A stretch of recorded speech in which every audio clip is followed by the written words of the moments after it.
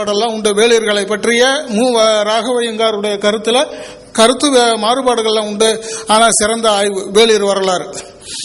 அந்த வேளிர்கள் குறுநில மன்னர்கள். இவர்கள் இரண்டாம் தரமான அரச நிலையினர் தமிழகத்து சங்ககால அரச நிலைகளில்.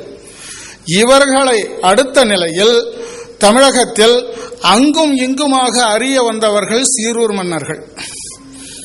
இந்த சீரூர் மன்னர்கள் இலைமறை காய் போல சங்க இலக்கியங்கள் சங்க இலக்கிய பாடல்கள் பலவற்றிலும் பரவலாக அறிய வருபவர்கள் சீரூர் மன்னர்கள். இந்த சீரூர் மன்னர்கள் இந்த கட்டுரையில் இவர்களை பற்றிய இந்த ஆய்வு கட்டுரை 2 பகுதியாக பார்க்கலாம். முதல் பகுதி அவர்களை பற்றிய அந்த அரசியல் சமூக நிலைப்பாடு, அவர்கள் ஒட்டுமொத்தமாக சீரூர் மன்னர்கள்லாம் எப்படி இருந்தார்கள் என்பதை ஒரு பகுதி, முதல் ஒரு 3.5 பக்கம். அடுத்து பெயர் அறிய வருகின்ற 16 பேருடைய மிக குறுகிய செய்திகள். இதுதான் இந்த கட்டுரை. நான் இதை அவர்கள் குறிப்பிட்ட நேரத்திற்குள் நான் இதை முடித்து விடுவேன். சீரூர் மன்னர்களுடைய சிறப்பு சங்ககால தமிழ். இப்ப நான் சொன்ன செய்திகளுக்கு மேல போறேன். சீரூர் மன்னர் எல்லோரையும் மரமாண்பு மிக்க முதுகுடி மன்னர்களாக புறநானூறு பல இடங்களில் அறிமுகப்படுத்துகிறது. இப்ப புறநானூற்றில் பல்வேறு திணைத்துறைகள்லாம் இருக்கு. அதுல மூதில் முல்லை, வல்லான் முல்லை என்று 2 துறைகள் இருக்கு. அந்த மூதின் முல்லையில என்பது தமிழகத்திலேயே இருக்கக்கூடிய முதுகுடி என்று ஒரு குடி இருந்திருக்கு. அந்த குடியை சேர்ந்தவங்க தான் அந்த கெடுக சிந்தை கடிதுவல் துணிவே என்பது போல ரொம்ப மரமாண்பு மிக்கவர்களாக ஆண்கள் பெண்கள் அனைவருமே வீரத்தில் சிறந்தவர்களாக அறிய வருபவர்கள் அந்த முதுகுடியை சேர்ந்தவங்க. அவங்களுக்குன்னு பெக்யூலியர் குவாலிட்டிஸ் சங்க இலக்கியங்களை தெரிய வருது. அவங்க தங்களுடைய நிலைப்பாட்டை விடவே மாட்டாங்க. அவன் பெருநிலை வேந்தனா இருந்தாலும் அவனை துச்சமாக மதிக்கக்கூடிய ஒரு குடியினர் அந்த மூதிலை சேர்ந்தவர்கள். அந்த குடியை சேர்ந்தவர்களாக இந்த அரசர்கள் சீரூர் மன்னர்கள் அறிய வருகிறார்கள். இது பரவலா தெரியுது. மூதின்மில்லை புறநானூறு 308, 328, அதனையொத்த வல்லான் முல்லை 319வது புறநானூறு ஆகியவற்றில் அதில் தெரியுது. இவர்கள் பெருநில வேந்தர்கள். அவர்களுடைய ஜூரிடிக்ஷன் பேரில் இருக்கு இல்லைங்க. இப்ப பாண்டிய நாடு, சேர நாடு, சோழ நாடு. இது இந்த நாட்டுக்குள்ள பல ஊர்களில் இந்த முதுகுடிய மன்னர்கள் இருந்திருக்காங்க.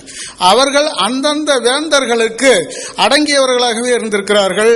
அந்த வேந்தர்களால் மதிக்கப்பட்டவர்களாக இருந்திருக்கிறார்கள். அவர்களிடத்தில் படைத்தலைமை ஏற்றிருக்கிறார்கள். அவனுடைய வெற்றியில இவங்களுடைய இன்றியமையாமை மிகச்சிறப்பாக பதிவாகி இருக்கிறது. இவன் இல்லாம அவன் இல்லைங்கிற நிலையில அது சங்க இலக்கியங்கள்ல பரவலாக இவர்களுடைய இன்றியமையாத சிறப்பு இருக்கு. இதை அவன் நல்லா ரெக்கக்னைஸ் பண்றான். பெருநிலவேந்தன் சீரூர் மன்னனை பல நிலைகளில் அங்கீகரித்திருக்கிறான். இவனிடத்தில் வந்து விருந்துண்டு சென்றிருக்கிறான். இவனுக்கு தகுந்த நிறைய பரிசுகள்லாம் கொடுத்திருக்கிறான், பெரும் பொருள்கள் கொடுத்திருக்கிறான். அந்த பொருள்களை வைத்துக் கொண்டு இவர்கள் மிகச்சிறப்பாக அவனை போலவே இவன் எல்லாருக்கும் பரிசு எல்லாம் கொடுத்திருக்கான். ஆனா இவனுடைய ஊர் ஒரு ஊர் தான். அந்த அளவில் தான் இவனுடைய சமூக பொருளாதார நிலை அமைந்திருக்கிறது. பெரும்பாலும் இவன் அவனுக்கு அடங்கியவனாக இருந்தாலும் சிறுபான்மையாக அவனை எதிர்த்து நிற்கிறான். இது ஒரு பெரிய வியக்கத்தக்க நிலை. இவன் என்னன்னா இவனுடைய ஒரிஜினாலிட்டியை அவன் விடமாட்டாங்கிறான். பெருநிலவேந்தன் அவனுக்கு நான் கட்டுப்பட்டவன், பொருளாதார நிலையில் அரசியல் நிலையில் அவனுக்கு நான் கட்டுப்பட்டவன். ஆனாலும் வீரம் என்னுடைய தனித்தன்மை என்று வருகிற போது இவன் விட்டு கொடுக்க மாட்டாங்கிறான். அதுக்கு முக்கியமான காரணம் பெண் கொடுத்தல். இவனிடத்தில் நல்ல பெண், அழகான பெண் இருக்க பெருநிலவேந்தன் ஏதோ ஒரு கட்டத்தில் அந்த பெண்ணை பார்த்துட்டு விரும்பி இவன்கிட்ட பெண் கேட்கிறான். பெண் கேட்டா பெருநிலவேந்தன் தானே கேட்கறான்னு கொடுக்க மாட்டாங்கிறான். என்னுடைய குடிமரபை மீறி நான் உனக்கு பொண்ணு தர மாட்டாங்கிறான். அதனால அவன் என்ன பண்றான், இவன் மேல படை எடுத்து வரான். வா உன்னால ஆனதை பார்.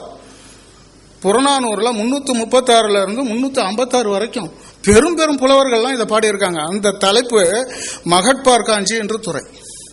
காஞ்சி திணையில மகட்பார் காஞ்சி என்ற ஒரு துறை. கபிலர் என்ன, பரணர் என்ன, பெருங்குன்றூர் கிழார் என்ன, அரசியல் கிழார் என்ன எல்லாம் பாடுறாங்க. அந்த ஊரை படாத பாடுபடுது.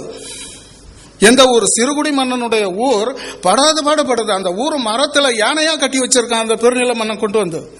நீ வா, உன்னால முடிஞ்சதை பாருங்கிறான். கதி கலங்குது. இவனுடைய மகன் அந்த பெண்ணுடைய அண்ணன்மாரெல்லாம் தலையெல்லாம் ரத்த கரையாவே இருக்கு. அவன் வேலெல்லாம் ரத்த கரையா இருக்கு. ஆனாலும் கொடுக்க மாட்டாங்கிறான்.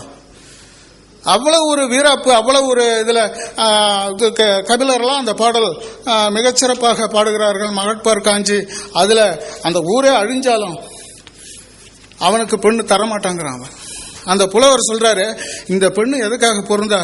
இந்த மரத்துல சிறுதி பிறந்தது போல, மூங்கில் மரத்தில் பிறந்திருக்கக்கூடிய சிறிய தீ அந்த மூங்கில் காட்டையை அழிப்பது போல இந்த ஊரிலே இவள் பிறந்ததனால் இந்த ஊரே அழிகிறது அப்படிங்கிறான். அந்த அளவிற்கு இவனுக்கு அவனுக்கும் மாறுபாடுகள். பல நேரங்களில் அவன் தோத்து போறான். யாரு? நமக்கு ஆச்சரியமா இருக்குங்க. பெருநிலவேந்தன் தோற்று போகிறான், சீரூர் மன்னன் வெற்றி அடைகிறான். பெருநிலவேந்தனுடைய குதிரையும் சீரூர் மன்னனுடைய குதிரையும் நேருக்கு நேர் மோதுகிற போது இவனுடைய குதிரை சாதாரண பருத்தி கொட்டையை தின்ற குதிரை. அதுக்கு முன்னால அவன் கவலங்கவலமாக கொடுத்த உணவினை உண்ட குதிரைகளும் யானைகளும் இதுக்கு முன்னால் நிற்க முடியாமல் அணங்குடை முருகன் கோட்டத்து கலந்தொடா மகளிரின் இகழ்ந்து நின்றவேங்கிறான். முருகனுடைய கோயில்ல அந்த மகளிர்கள் ஒரு குறிப்பிட்ட 3 நாட்கள்ல தீட்டப்பட்ட மகளிர் அந்த பாண்டத்தை தொடமாட்டாங்கல்ல, அது மாதிரி அந்த குதிரைகள் விலகி ஓடுகின்றன வேந்தனுடைய குதிரைகள் என்று பாடப்படுகிற அந்த அளவு சிறப்பு மிக்கவர்களாக சீரூர் மன்னர்கள் இருக்கிறார்கள். இது ஒரு பகுதி. சரி, இவ்வாறு வந்த சீரூர் மன்னர்கள் யாரெல்லாம் தெரிகிறாங்க? ஒரு 16 பேர். சங்ககால தமிழகத்தில் இத்தகைய சீரூர் மன்னர்களாக 16 பேர் அறிய வருகின்றனர். அவர்களை அகரவரிசையில், இடம் தெரியல, ஊரெல்லாம் தெரியுது, எந்த ஜூரிடிக்ஷன் எந்த இடத்தை சேர்ந்தவங்கன்னு மட்டும் தெரியல, கண்டுபிடிக்க வேண்டிய செய்திகள் இருக்கு. நான் அகரவரிசையில சொல்றேன். அம்பர்கிழான் அருவந்தை, அருமன், அள்ளன், ஈர்ந்தூர்கிழான் தோயன்மாறன், வல்லையூர்கிழான் மகன் பெருஞ்சாத்தன், கொடுமுடி, சிறுகுடிகிழான் மகன் பண்ணன், தழும்பன், நாளைகிழவன் நாகன், போர்கிழவன் பழையன், முசுண்டை, வயவன், வல்லங்கிழவன் நல்லடி. வல்லம் இதுதான் தஞ்சாவூருக்கு பக்கத்தில் இருக்கக்கூடிய வல்லம். ஒரு சில ஊரில் தெரியுது, நான் வரிசையா சொல்றேன். வல்லங்கிழவன் நல்லடி, வல்லார்கிழான் பண்ணன், வாணன், விரான். இந்த 16 பேர். இவங்களை மட்டும் நான் வரிசையா அவங்களை பற்றி மிக குறுகிய செய்திகள் நான் சொல்லிட்டு போயிடுறேன். அதை விளக்கமா சொல்லிடுறேன்.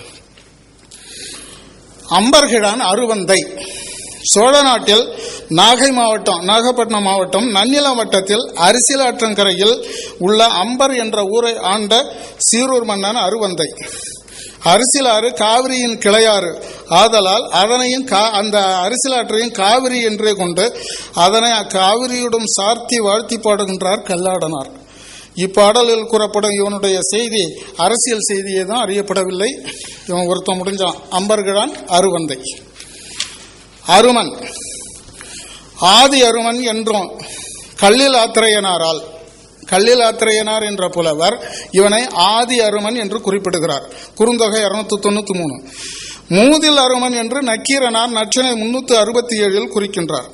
இவனுடைய மூதூர் அவ்விரு புலவர்களாலும் செல்வ வளம் மிக்கதாக சிறப்பித்து புனைந்து பாடப்படுகிறது. ஆயினும் அவ்வூரின் பெயரோ இவனை பற்றிய செய்தி தெரியல. ஆதி அருமன் மூதூர் அண்ண, அவங்க சொல்றது ஆதி அருமனுடைய முதிய ஊரை போன்ற என்று சொல்றாங்களே ஒழிய அந்த ஊர் என்னவென்று சுட்டப்படவில்லை. 3வது சீரூர் மன்னன் அள்ளன்.